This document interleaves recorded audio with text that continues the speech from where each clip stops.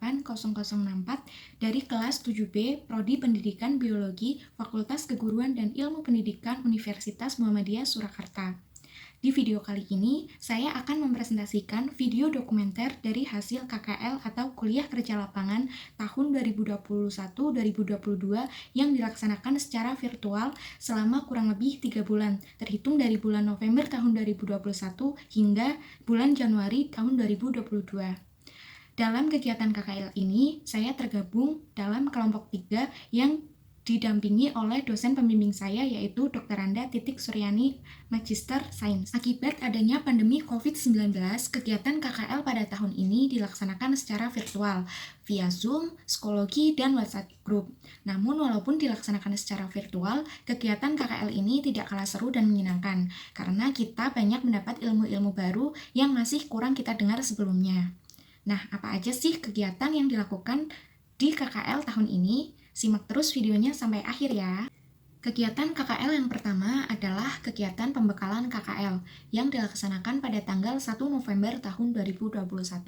Dalam kegiatan ini membahas tentang tata tertib KKL, gambaran singkat kegiatan KKL yang akan dilakukan, serta pembagian kelompok dan dosen pembimbing KKL.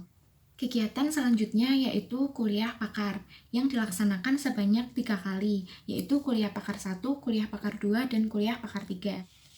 Kegiatan kuliah pakar 1 dilaksanakan pada tanggal 6 November tahun 2021 dengan mendatangkan pakar di bidang pandemi yang membahas topik membekali calon guru biologi di program studi pendidikan biologi FKIP UMS tentang informasi epidemiologi dengan pemateri yaitu Ibu Fitri Widyaningsih dari IKM Fakultas Kedokteran UNS. Di sini Ibu Fitri memberikan penjelasan bahwa epidemiologi merupakan ilmu tentang distribusi dan determinan keadaan atau kejadian yang berhubungan dengan kesehatan pada populasi tertentu. Penerapan studi ini juga untuk pencegahan dan pengendalian masalah kesehatan. Epidemiologi dibagi menjadi 2, yaitu epidemiologi deskriptif dan epidemiologi analitik. Epidemiologi deskriptif mengacu pada semua keadaan yang berada di sekitar seseorang yang dapat mempengaruhi sebuah kejadian kesehatan, seperti siapa, di mana, dan kapan kejadian itu terjadi. Sedangkan epidemiologi analitik mengacu pada hubungan sebab akibat antara paparan dengan terjadinya penyakit, seperti umur, jenis kelamin, penyakit sebelumnya, keluarga, pekerjaan, bakteri, virus, rokok, dan yang lain-lainnya. Nah, di sini pemateri juga menjelaskan tentang perbedaan antara endemik, epidemik, dan juga pandemik. Endemik itu sendiri merupakan kasus yang sedikit tetapi terjadi secara terus-menerus di berbagai lokasi. Epidemik, kasusnya banyak tetapi hanya di suatu lokasi tertentu. Sedangkan pandemik, kasusnya banyak dan menyebar ke seluruh dunia. Contohnya seperti pandemi COVID-19 yang telah menyebar ke seluruh belahan dunia yang terjadi pada saat ini. Setelah kegiatan kuliah pakar 1 selesai, selanjutnya dilakukan observasi mini proyek 1 dengan studi pustaka yaitu sejarah pandemi. Di sini saya mendapatkan tema yaitu pandemi flu Spanyol. Setelah kegiatan observasi dilakukan, kegiatan selanjutnya yaitu konsultasi mini proyek 1. Kegiatan konsultasi ini dilakukan via WhatsApp Group dan psikologi dengan dosen pembimbing masing-masing kelompok. Setelah kegiatan konsultasi artikel tentang sejarah pandemi telah dilakukan dan apabila sudah di-ACC oleh dosen pembimbing, maka kegiatan selanjutnya yaitu laporan mini proyek 1, di mana kegiatan ini peserta KKL mengunggah artikel sejarah pandemi yang telah dibuat via psikologi. Kegiatan selanjutnya yaitu kegiatan kuliah pakar 2 yang dilaksanakan pada tanggal 27 November tahun 2021. Sama seperti kegiatan kuliah pakar sebelumnya, dalam kegiatan ini juga mendatangkan seorang pakar yang ahli di bidang vektor penyakit, yang membahas topik tentang membekali calon guru biologi di program studi pendidikan biologi FKIP UMS tentang vektor penyakit dengan pembicara yaitu Ibu Lulu Susanti dari Balai Besar Penelitian dan Pengembangan Vektor dan Reservoir Penyakit.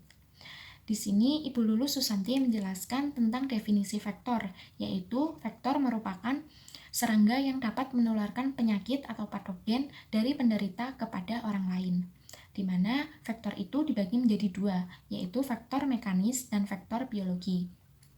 Vektor mekanis merupakan vektor serangga yang dapat menularkan patogen melalui bagian luar tubuhnya.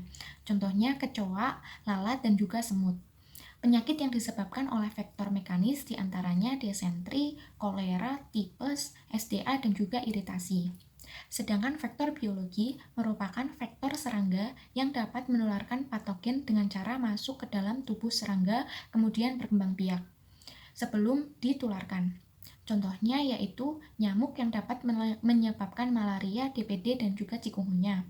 Lalu ada tungau yang dapat menyebabkan demam SMK, juga ada pinjal yang dapat menyebabkan penyakit pes.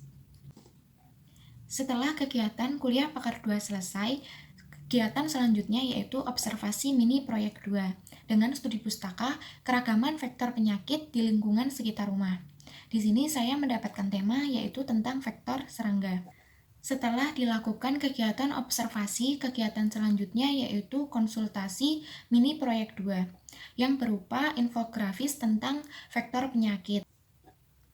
Setelah kegiatan konsultasi infografis tentang vektor penyakit dan apabila sudah di-ACC oleh dosen pembimbing, maka kegiatan selanjutnya yaitu kegiatan laporan mini proyek 2, di mana peserta KKL mengunggah infografis tentang vektor penyakit ke psikologi dan juga mengunggahnya ke media sosial yaitu Instagram. Kegiatan selanjutnya yaitu kuliah pakar 3 yang dilaksanakan pada tanggal 18 Desember tahun 2021. Sama seperti kegiatan kuliah pakar sebelum-sebelumnya, pada kegiatan kuliah pakar 3 ini juga mendatangkan seorang pakar, namun kali ini di bidang etnobotani. Kegiatan ini membahas topik tentang membekali calon guru biologi di program studi pendidikan biologi FKIP UMS tentang peran pertumbuhan sebagai imunomodulator. Pembicara pada kegiatan ini yaitu Bapak Saryanto dari instansi Balai Besar Penelitian dan Pengembangan Tanaman Obat dari Tawangmangu. Di sini Bapak Saryanto menjelaskan perbedaan herbal dan juga obat tradisional. Herbal adalah bahan atau produk dari tumbuhan yang bermanfaat dalam pengobatan atau kesehatan manusia yang mengandung bahan atau olahan dari satu atau lebih tanaman. Sedangkan obat tradisional adalah bahan atau ramuan yang berupa bahan tumbuhan, bahan hewan, bahan mineral yang secara turun-temurun telah digunakan untuk pengobatan yang dapat diterapkan sebagai norma yang berlaku di masyarakat. Beberapa tanaman obat yang dapat dimanfaatkan setelah mempertimbangkan keamanan untuk dikonsumsi dan adanya dukungan dan penelitian yang berkaitan dengan bukti aktivitas ke arah memelihara tubuh, yaitu diantaranya ada kunyit yang mengandung kurkuminoid, minyak atsiri, karbohidrat. Di sini khasiat kunyit yaitu untuk meningkatkan sistem imun, antivirus, antiinflamasi, dan juga antioksidan. Selanjutnya ada temulawak yang mengandung kurkuminoid dan minyak atsiri. Khasiatnya yaitu untuk memelihara kesehatan tubuh, meningkatkan respon imun, memelihara kesehatan fungsi hati, dan menambah nafsu makan. Selanjutnya ada jahe yang mengandung minyak atsiri dan zat pedas dengan komponen utama. Khasiatnya yaitu sebagai imunomodulator dan antiinflamasi. Setelah kegiatan kuliah pakar 3 selesai, kegiatan selanjutnya yaitu observasi mini proyek 3 dengan studi pustaka yaitu manfaat tanaman obat dan imunomodulator. Saya mendapatkan tema yaitu manfaat tanaman obat sebagai imunomodulator untuk penyakit kulit. Setelah kegiatan observasi, kegiatan selanjutnya yaitu konsultasi katalog digital tentang manfaat tanaman obat sebagai imunomodulator. Setelah kegiatan konsultasi katalog digital tentang manfaat obat sebagai imunomodulator dan apabila sudah di-ACC oleh dosen pembimbing, maka kegiatan selanjutnya yaitu laporan mini proyek 3, di mana di sini peserta KKL mengunggah hasil katalog digital ke psikologi dan juga ke media sosial yaitu Instagram. Nah, itu dia serangkaian kegiatan KKL virtual tahun 2021-2022 yang dilaksanakan selama hampir kurang lebih 3 bulan.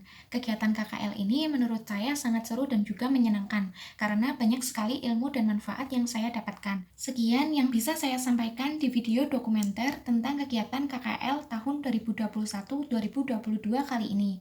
Semoga apa yang saya sampaikan di video kali ini bisa bermanfaat bagi kita semua. Apabila masih ada banyak salah-salah kata dan juga kekurangan, saya mohon maaf. Terima kasih. Wassalamualaikum warahmatullahi wabarakatuh.